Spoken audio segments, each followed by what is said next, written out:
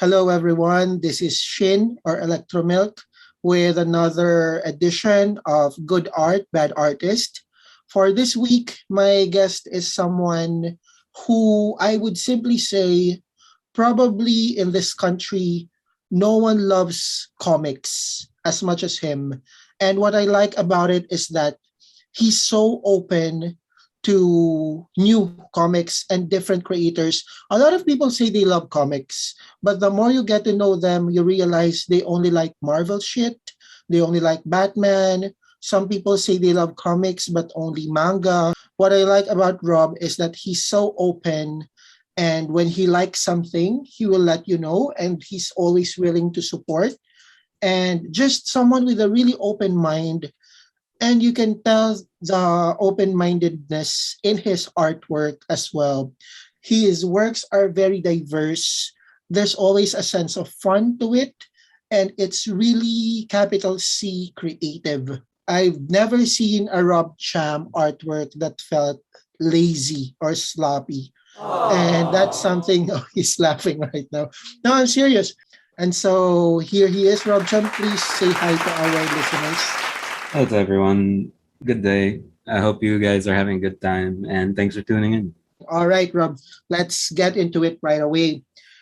Did you choose the comics life, or do you think the comics life chose you with a K comics? I feel like I chose the comics life. For me, it's the best thing ever. That's why I Very feel so eloquent. enthusiastic about it. Yeah. Yeah. It's my favorite medium and I feel like it does so much that other mediums can't. And Mhm. that's why I fell in love with it. And why I'm particularly invested in Filipino comics is because this is us. This is our culture. This is our people making our Stories. stories. I say I chose the comics life rather than the comics life chose me because it's hard to make comics in the Philippines. You know what I mean? Yeah, definitely. Every art, I feel like every Filipino komikera and komikero made this as a choice, a sacrifice in a way, to a certain degree. I love what you said about your excitement with comics because it's isn't it almost fucking unbelievable how there's always something new, how you would think everything's been done already, and yet there will always be something someone will come up with that's never been seen before. Do you feel that way? Yeah. But I really have to give credit to our long history of comics and comic creators. Because like the history of our local comic scene, there used to be one, and then the comics industry, like in the global sense, kind of disappeared, right? It became specialty bookstores, mga comic book shops, stuff like that. Here, newsstands, ganun. But it never really recovered. In Mm-mm. our particular context, a big contribution here is the Marcos era when they clamped down on all media. So a lot of the comics that were published back then went to the cronies na. And then the Mm-mm. ones that, were of the people kind of got shut down or the stories became filtered talaga. You can't do anything unsafe, so it became stale and it affected the readership. And then eventually it just disappeared. How we have this abundance of creators right now is because of the works of the people from the 90s, the 2000s, the 2010s, where we really didn't have any big publishers or an industry, and it was just fans talaga of Yeah. comics that they wanted to tell their stories. They put it out. Jerry Alanginan, Arnold Are, all these creators that came before us, Budget Tan, and then it kind of grew with yung webcomic boom, Mm. where a lot of our generation started seeing works being put out there by independent creators and having access to Marvel, DC, Image Comics then, whether it be through comic shops or piracy. It's that kind of access to all these works that kind of informed this new generation. I think just I don't know how you'd feel about this, but I think in art, a certain element of piracy and stealing kind of is, I'm not encouraging it, but is Mm. needed for it to thrive. Because do you imagine? I don't think artists that we have today will be able to make their art if they didn't read illegal manga online. Yeah, it's our exposure to the work that informs us. like it's our education, Mm. aside from a formal training of, not a lot of us have a comic class here that we can go to, for example. And Mhm. it's pretty much just, if you can afford a book, good. But it's whatever you can get your hands on. That's what helps teach you what comics are about. You see all Yeah. the tricks, you see all the ways that people make comics from around the world, and it tells you something that this is something you can use. I remember going to computer shops weekly to read Bleach. And then I would pay the computer shop pa to print some chapters and pages that I like. We can't take away the illegalness of it. Kasi when you say you have to pay for comics to work, I mean, we can't grow if we don't, kung hindi tayo sumilip somewhere we're not Yeah. supposed to. And I like what you said about the comics history with the Marcos involved, and I totally forgot about that. I mean, of course, we had a pretty solid comics, not community, but the readership. There's almost a Thanos snap of it, and it's so depressing. It's the same that happened to our authors for, like written novels, and our film Mm. industry. It used to be so vibrant, and then because of the fascist, like clamping down on media, we've lost so many great works. We lost so many great artists. We had sino nag-direct ng Claws of the Night? Si fuck me. Si Lino Broca. Yeah, he was vehemently anti-Marcos. Uh-huh. There was that one video that was circulating that, like, it's not enough for him that Marcos got away. If he could, he'd join the firing squad. I think siya ba yung artist na parang supposedly may offer sila Marcos sa kanya for a project.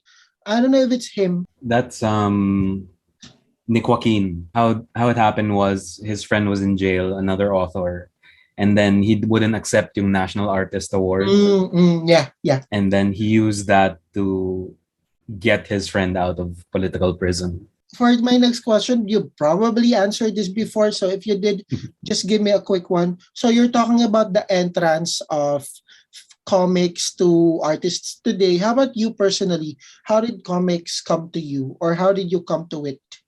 So I didn't grow up in Manila. I'm from Baguio. I know I don't sound like it or look like it. Like when I was a kid, I would be speaking straight English because I only watch cartoons and I didn't really make friends. And in our school, I was encouraged to speak English only. So yeah, and it alienated me from the other kids, and also because I happened to be Chinese, and bigotry was something that kids did not Oh, really? understand. Yeah, of course. But my exposure to comics when I was a kid mostly was newspaper strips, Archie comics, and this Hong Kong cartoonist called what's his name? Okay, it's this comic called Lao Futsa, or Old Master Q. Oh, I don't know that. My parents found it in mga Changge, and then it was created by this Hong Kong cartoonist called Alfonso Wong. And then it actually informed a lot of my artwork because it was these silent comics na, like, it was in a different language. Like if there was dialogue, it was in Chinese, but it would only consist of 5 pages in the comic. The rest were just silent comics talaga. And then always just be these gags, and it showed me that magic of comics. And that's something that comics can do, where I know I'm Chinese, but I don't speak the language at all. Now, from discovering comics to making stuff of your own, I don't know how you'd feel if I say this na, parang, okay, you did Light and Lost, but for me, there's still not one thing that I would say is Rob Cham, or what Rob Cham did, and not in a bad way, ha? Like, I mean in a good way na, because you tap into a lot of places. You tap into a lot of aesthetics. I mean, Light and Lost are fantasy adventure, and then you did this one. Alan. Yeah. Alan and the Hunters. I reread tonight. It's so fucking cool. And then when you make illustrations, you do a lot of city-centered and concert-centered illustrations, diba? So, do you really just simply operate on what to do based on what you feel strongly about at the moment? Or do you ever think na, dapat I should have my own, Mervin Malonzo has Tabi Po, Julian has Og. Parang, do you ever wish na may Rob Cham thing din? Or you really don't think about that? I really don't think about it. Like Light Mhm. and Lost are the things I'm best known for. I never intended it to be a series or what I was known for. I just really wanted to make interesting experimental comics. Even before the books that you mentioned, that's what I was doing when I was younger. Because it was when I moved to Manila that I started learning digital art and studying at Ateneo and then teaching myself. I took up management kasi. Is that what Yeah. you finished with the degree? Yeah. No, you didn't take art at all? The only art I did was I did mentorships when I was a teenager and did art Wow, I'm so classes. surprised. I thought you're Viscom or something. And they would always ask me like, "Are you from Xavier?" And I didn't know what that was. You've been so pigeonholed for so long. I'm Yeah. actually surprised about you being from Baguio and not taking up arts. I want to know more about your choosing of subject matter. Like, where did this Alan and the Hunters come from? Bakit a lot of your illustrations are concert gigs? How do you drift from these very different visions? I feel like I've always been searching for something to belong to in a way. I bring up my education in college and all that because I take from different things and then try to make something of my own and try to express that Mm-mm. this is what I want to do, kind of. So, like, my early comics were all autobiographical gag strips. It was just me talking about what I was going through in college. Then I started working with other writers, and then that exposed me to other styles of storytelling where I started trying to figure out how to best suit a comic because of these styles. So, I feel like to me, I'm always interested in experiencing something new. I'm a cinephile. I like reading books. I like reading comic books. I like Mm, going to band like gigs. I like going to yeah. I feel like you're the type na if something seems cool, you would not hesitate to dive into it. yeah. Like whenever there's a new series online, I go into a black hole. Yeah. Then there's a Like, lot of YouTube channels that I end up binging where it's like there's a series that I enjoy called Into the Rabbit Hole. Every video they put out, it always explores a niche community or niche genre. kaya into the rabbit hole. Yeah, yeah. So it's always like learning about how varying humanity can be, and I feel like that reflects in my work where I'm so interested in us people. Yeah, that's why ayun nga, I was gonna point out na a lot of your illustrations are crowds. I used to have in my apartment your from Guilty Pleasures na poster art. And I always love work like that na the more you look into it, the more you see. I really see you, and I think a lot of people do as like such an enthusiast, such a curious person about things. And I guess that also informs your work, no? Kaya you don't want to settle with a particular, oh, these are my colors, oh, this is my art style. Parang ganun. But the art styling, the variations of your art style, how deliberate is your choice, are the choices that you make? Do you really try to divert from what you did the previous week? Now, I know like I have these different styles where it comes to my comics. Your palettes are always different. Because it used to be that the comics that I made were black and white. So when I transitioned to Light and Lost and then trying to explore more color work, that's when it kind of turned into it flipped the switch where I saw the potential in it. And I feel like that informs why my artwork changes every week because I'm always trying something different with each one. It's not Mm. because of any like pretension of I want it to be different from the other ones. It's more Mm. of I'm interested in trying this. Particular approach or Yeah. particular lighting style or whatever. Do you feel like you're particularly inclined to in the certain spectrum of either minimalism or maximalism? Because I feel like even if you draw one character design with a plain background, that little character is popping. That little figure, even though they're by themselves, is there's a lot into it. At least when you make character designs, that's how they feel or taste like to me. So even in my super detailed work, honestly, if you zoom in, it's simple. Mm. So for me, my style isn't that it's maximalist. It's that It's minimalist over and over again. Where Ooh, that's interesting. yeah. That's why I can draw crowd shots or crowds with this sense of fun because I like designing characters. Like for example, the Deus Ex Machina poster, Uh-huh. the Guilty Pleasures poster that you mentioned. I Mm. remember having so much fun in that piece because one idea offshoots to another where I thought, okay, I remember the disturbing Pokemon porn parody. I'm gonna put that in. And Mhm. then I remember this latex nun I saw on a shock image site, and then I'm gonna put that in. And I remember how this particular K-pop boy made me feel, so I put that in. I love what you said about small minimalist things put together. When you have works that are crowded, it's a lot of stories inside, no? Parang ganon. Small stories contained in this space. That's something I try to teach in a lot of my workshops or classes when I talk about character design. And it's honestly something that I put a lot of thought of where with art, I know you're not supposed to judge a book by its cover, but with art, everything is on display. Like if you look at a painting of a scenery, it informs you about that place, that environment. So like what a person is wearing, their body language, their expression, like you can tell a lot about a person the way you draw them. So that's kind of what I always try to do with my different illustrations where you can tell a lot about what this character is supposed to be. Like I used to do those fan art exercises where it would just be one video game character that I love, and it's always the signature pose that I always associate with them. Yeah. I wonder if you hear a lot of people relate your works to other artists' works that they know. Iba na, parang ganito, parang yung kay ganyan. Which among the comparisons you hear would you say makes sense to you? And which comparisons are you like, no, I don't like that actually? I'm seeing a reverse side of this problem as well. I see people who look at other people's work and say that looks like Rob Cham's. Oh my God, tell me Yeah, about that.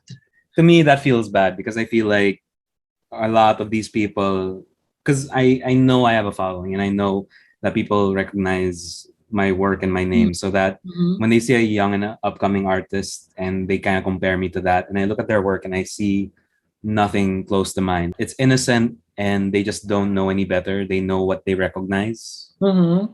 Yeah, like I've had people say that to me where it's like your work reminds me of this person and our styles couldn't be further apart. um I know someone compared me to Larry Alcala, and it's like, What? huh?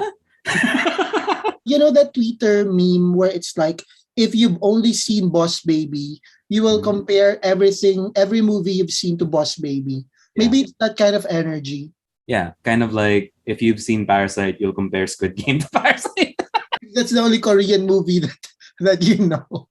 Diba? Yeah, that's true. And ayun, how about like actual influences that people notice that you can actually say na parang, oh, I agree with that. That parang, of course, yeah. I used to be compared a lot to Adrian Tamine. I was thinking actually of Yeah, Alien. so they were big influences on me, but honestly the bigger influence on me is um Jaime Hernandez of Love and Ah, of Rockets. course. I think I learned of Love and Rockets from you. Oh Like you wow. posted it somewhere at some point, and I was like, "Oh, this is a thing. There's a comic na ganito yung kinukwento niya." Oh man, that's one of the things I love. So I feel like when I got compared to Adrian Tomine and Daniel Klaus, they used to be my influences when I was 21, around Mhm, 2011. mhm. And where I am now is what I'm more drawn towards in terms of art style is more of Jamie Hernandez. How that's where I get a lot of my character work, where Jamie Hernandez is so good at telling you what the character is about just from a single panel. Mhm, mhm. Yeah. And I feel like I really love the deliberate pacing and composition of David Lapham's comics. And that's what influences a lot of my work today, where it's about deliberate timing and pacing and payoffs. I wish I have read more Love and Rockets. Ang mahal kasi. Tsaka parang Yeah. wala masyado in the Philippines. Ang hirap niya maghanap actually. I kind of get my Love and Rockets from Book Depository. Oh yeah, pero it's been pretty rough, the journey of literally of books from book depository to the Philippines lately. Yeah. How about any, if you want to answer lang, any associations that you don't necessarily like? Like, Yeah. if people say, "Oh, Adventure Time," how do you feel about that? That was me in college because I wasn't largely influenced by Adventure Time, and that was the only thing that people had reference to for that kind of art style. Mm, mm. A lot of my cartoonier work, but I was honestly getting stuff from Kate Beaton, Casey Green, Nedroid, these web comics that I really loved. And I feel like I don't feel bad about the association to Adventure Time because I really like that cartoon. It's such, there's a meme na parang cultural reset in terms of art and design and animation. Adventure Time is actually really a cultural reset. Yeah, it's what expanded Cartoon Network's interest Mhm. in other creator-driven cartoon series like Steven Universe, Yes. We Bare And Bears. experimental ones then at Yeah. present. So I want to go back to Filipino comics a bit. I forgot to follow up earlier. Would you say that Filipino comics has its own identity, or is it such a mishmash given our influences as a collectively? I feel like there are certain movements and generations within the comics industry where you can kind of track when we start to feel more of what our identity is. If we go back to the 90s or 2000s, if we look at Jerry Alangilan or Arnold Arya or Budget Dan's work, it's all sort of still modern in a way. They're taking ideas where it's what if this but here. You know what I mean? Yeah, Like yeah, yeah, yeah, what if Star Wars but Filipino mythology? That's yeah, mythology class, for example. yeah. What if detective stories Batman but paranormal here, like Mhm. Trece? We have our own motives din kasi, like call center agents, di ba? That Yeah. is a Pinoy thing. We can't really point out an art style that is ours. Initial Pinoy comics are very Western, di ba? Very love and romance. In the 70s and 80s, it was funny comics, horror Mm. comics, adventure comics, ganun. So what's interesting to me is the self-publishing wave of the Mm. 80s, Mm. back when Xerox machines became popular in America, that's allowed for a lot of self-publishing, right? And independent publishing. So that's kind of what our ethos is right now. So what I was trying to get at with the early generation kasi on why it was kind of like a modern and then we're moving towards postmodernism with our comics is it used to be we didn't have anything and then the things that came out became the standard bearers, kind of like Star Wars. Mhm. And then throughout the 2010s and the 2000s, we start having Manik Sabrera, Dead Balagtas, crime fighting call center agents, sila Giselle, sila Julian, sila Mervin, where we're suddenly making more complex stories Yeah. that have kind of a deconstruction of um, comics itself, but Yeah. also allows for new storytelling. Yeah. I feel like where our identity is of what a Filipino comic is right now is that we've gone through two generations over the last 20 years of people trying to put it together. Now that it's here, we're still trying to make it that it's something that we can do for a living. What the identity of a Filipino comic is, it doesn't have to be as complicated as because when you think about manga, it's such a limiting thing to say that that alone is Japanese storytelling. Because Mhm. it's Japanese creators telling their own different niches of stories. We have boys' love, we have Yeah. slice of life, we have horror, we have Shoujo. shonen, bishonen. Ang dami eh. Mhm. And the reason why it flourishes that way is because they really support their creators. So I feel like right now we're on that precipice na with Pen Lab, with Comic It, with Anino. Mhm. There's more and more support for local comics and what our identity is. There used to be a time when a lot of Filipino comics were superheroes with Filipino flags. I know, I know. Yeah. Yeah, yeah. Or manga na slice of life, pero they're Yeah. dressed in schoolgirl uniforms from Japan, pero set Yeah. in Bulacan. Mga And ganun. the names are like, Kaito or Mizuki or whatever. Oh, pero taga QC sila. Ano yan? And yeah, it's so fun nga na talagang you can tell, if you look at our comics din, no, if you archive it, you can really tell then what we believe to be beautiful. You can really tell what we believe to be What what's comics were supposed to be. when you mentioned the artists that we have today, I like that you cannot tell anymore who the Filipino artist is influenced by.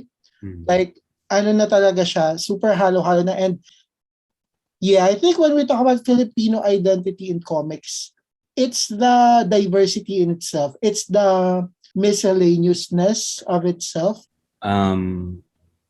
I always thought about this, where am I Filipino enough? I was born and raised here. I grew up here. I've been here all my life. Pero I'm never going to be seen as Filipino enough for some people. Mm-hmm. So I feel like that's always been a question I've struggled with as a person and as an artist and as a comicero. Na parang there's this idea of authenticity, or that there has to be something here that makes it Filipino. When how I feel is, if you're Filipino and you're telling a story or you're telling our stories, that's what is going to make it Filipino. It's because it came from here. It came from someone who culturally has experienced what it's like to live here. It's why our work is so different than kasi we're such a colonized. Kaya nga, I don't know about you, but just my opinion of things. I think we fall into this delusion na pag ito yung ginawa mo, yan yung Pinoy. You know what I mean? Pag ang ginawa mong aesthetic ay ito, mas Filipino siya. I don't know if that makes sense, but I agree, where you're saying that. I know there was this Twitter comparison between two lo-fi hip-hop girls na Filipino style, where one had all the things that were pandering about what Filipinos are known for. There's buko, there's a Filipino flag, a jeepney, mga ganun. And then the other one it was just someone's room, and it felt more Pinoy just because it had the little touches of what living in the Philippines is like. Parang, Pinoy siya kasi may sampagitan siyang necklace or whatever. Which is, I think Haruki Murakami was criticized by foreigners actually, na bakit daw ang kinakain ng mga characters niya ay McDonald's or burger. And the thing was, Japanese people don't care kasi parang for Murakami himself, that's what they eat. They don't eat sushi all the time just because they're in Japan. And I think, yun nga, I just worry. Again, this is me as an audience, not even as an artist na. I just worry na we try to gloss over what is believed on the surface to be what makes you Pinoy. Mm-hmm. That like maybe in that process, mawala na yung talagang Filipino about us. Like, anyway, what are your thoughts about what I'm saying so far? I completely agree about it. Eto, parang you want to be local so bad na even in the eyes of locals, parang ano to? Wala namang ganito. Hindi naman ganyan dito na sobrang tinatry mong maging Pinoy to the point na ano na siya. I don't pandering. know. Like, for example, I feel like that campaign where SB19 had jeepneys painted. Oh, yeah.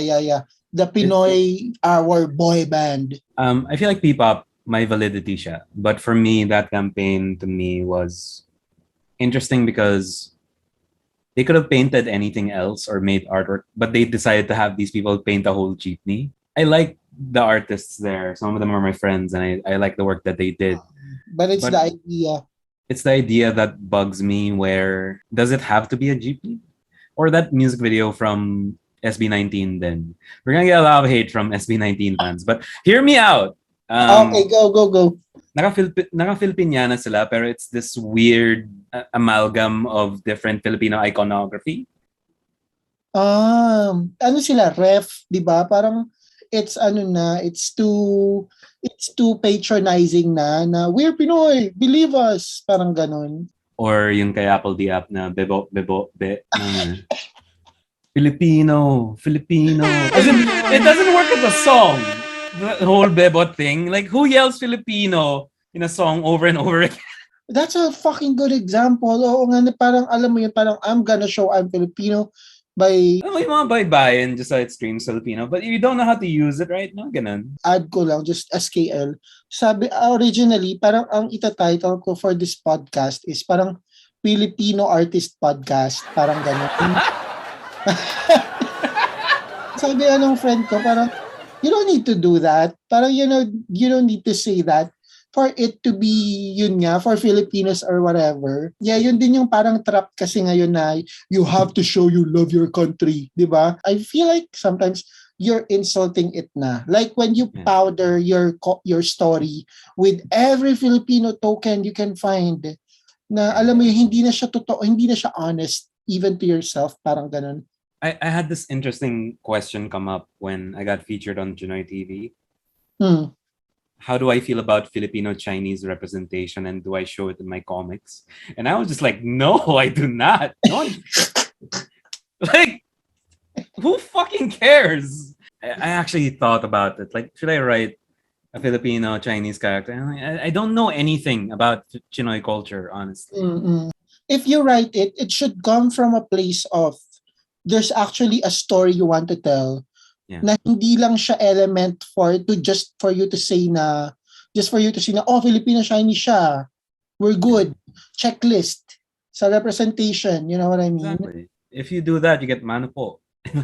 Yeah. Apparently Rob Cham's current obsession is the Mano Po series. Yeah. It's a Filipino Chinese who knows nothing about Filipino Chinese culture, trying to find what Filipino Chinese culture is supposed to be about through Mano Po. And I don't want to take over the podcast with this theory. I'm gonna write about it and post it somewhere else. Pero for now, I'm just saying na parang I've seen every film and I can glean na parang tangin na mga elitista. Yun yung takeaway mo from all of that. How many hours is that? Yeah, my parents were not business people. They were a banker and a teacher. Oh. And I don't come from money. So like all the problems here are rich people problems and it's like I try to care, but it's really just like I don't it alienated me from what like I'm trying to understand it because I'm not so well versed in it. So I really don't know what to write if I were to ever make a story about that. And I've made autobio comics, but I don't talk about like, ito yung bagwa, it killed Chris Aquino in Feng Shui. Maybe just make Feng Shui fan art just to get over it once and for all. I really want to get involved in Mano Po 8. Na parang, please, let me tell a story about someone who isn't super rich or owns a business. It's this guy named Rob Cham, who's an artist. And then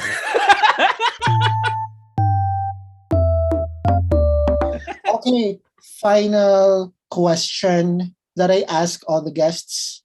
What makes a quote-unquote good art? What makes a bad artist? I feel like what makes good art is sincerity. You can kind of feel it. It's kind of what we obsessed about when we were talking about yung Filipino aesthetic na shallow, when people just put Filipiniana on a character and then ang daming likes or retweets. For me, what I like is it's because you're interested in it and you can feel it talaga sa artwork. And I feel like the sincerest thing is that they are just trying to share what they're interested in with their art or trying to share a lesson with it. I love when people make art or do something, not even art, even just tweets na, they like it so bad na they don't care what other people say. It's not about the response of other people. As you said, sincerity and passion, even if it's not your thing, to me, it's always better than let's say cloud chasing or trying to appeal to the masses, something like that. Yeah, you can tell when something's pandering kasi. What makes a bad artist? I feel like a bad artist is a perfectionist. Wow. In what sense? For me, the idea of perfection is so toxic. It's such a reason for why young artists just don't grow. They treat every piece as something precious, and I know it's supposed to be, and it is because you're trying to learn. But I feel like you're if you're drawn towards trying to make it as perfect as possible, it's not gonna help you grow. Because honestly, when you're starting out, right, your skill set isn't up here; it's down here. Yeah. So trying to be a perfectionist, you're trying to gain like several years of skill ahead of where you are. Na you want it to look this way and you're trying to get as close as possible and you will never be satisfied with it. Paano yung approach na giving up on perfection? Kasi of course, you want the work you put out to be as how much you want it to be. So how do you even apply that to yourself na, oh, I will not be a perfectionist? Yeah. For me, it's knowing when to let go, when you have to move on to the next thing. Whether it's by just treating it na this artwork will be done once I finish the colors, or this artwork will Mm. be done at the ink stage, or I only give this piece 5 hours or two Mm. days, mga ganun. It's about setting limits for yourself because if you work on one piece too long, it doesn't exercise the other things that you're using, like yung Mm. draftsmanship, yung colors, yung inks. Like there's so many things that you can kind of tweak if you're a perfectionist. That's something I always do, where it's like I always try. That's why you say like it's interesting how my art looks meticulous and it seems like it's always different. For me, it's I do one thing and then I try on another thing, and then it's Mm. always something about trying to add to my skill set or trying to grow. Because Uh-huh.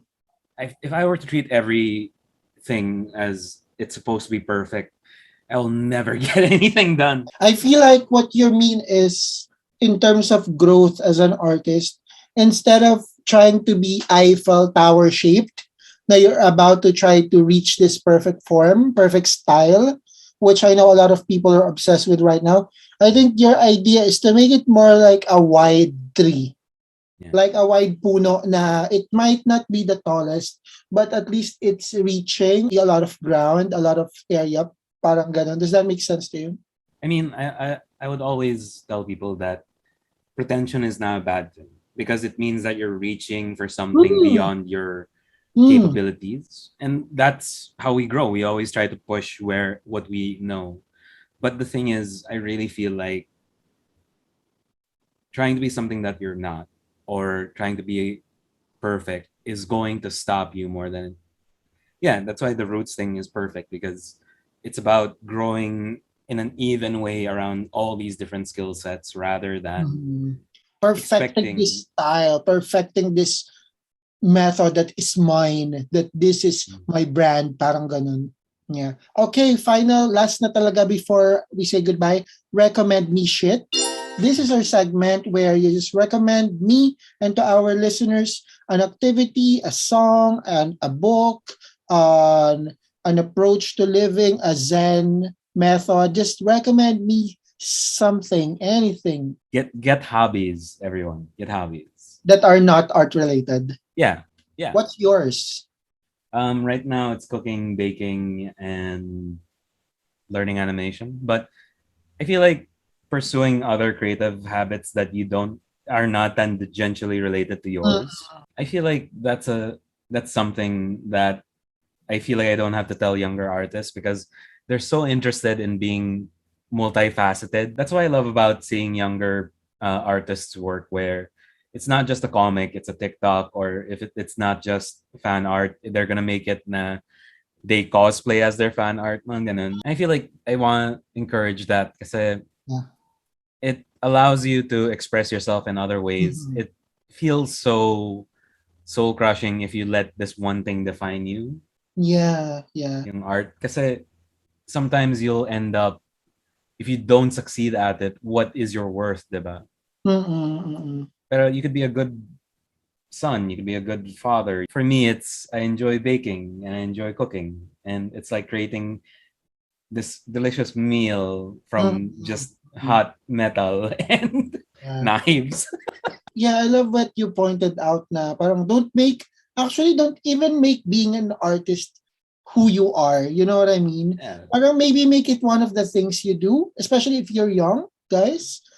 But don't make it your identity that you make art. Actually, I love what you pointed out na o nga yung mga bata today na nagdo-drawing. When you follow their Twitter, ang dami pa nilang ginagawa, ang dami pa nilang pursuit na hindi lang yung mag-drawing, which is so important, I think. And kasi, I feel like everything we do, kahit cooking versus making art versus playing mobile games versus whatever, they all contribute to each other. Alam mo yun? Yeah. They all, there's a practice there always na you can apply to the other craft, even though it's a little not so obvious. Parang yung Ratatouille moment where he gets like two different things and then puts it together.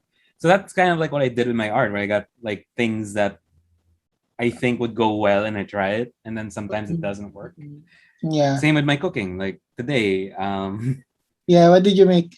I tried to make beef stroganoff, Uh-huh. pero tinamad ako sa, as in I prepared the beef already, I marinated it, and then there was mushrooms cream, and I said, "Yoko yan," and then I just cooked the beef and then just put it on like a bread, like, and Yeah. then I just made a roast beef sandwich in a way. Yeah. I think that stands for your advice na don't be a perfectionist na. If that's all you can do today, edi settle with that, no? Yeah. Thank you, Rob. Thank you so much.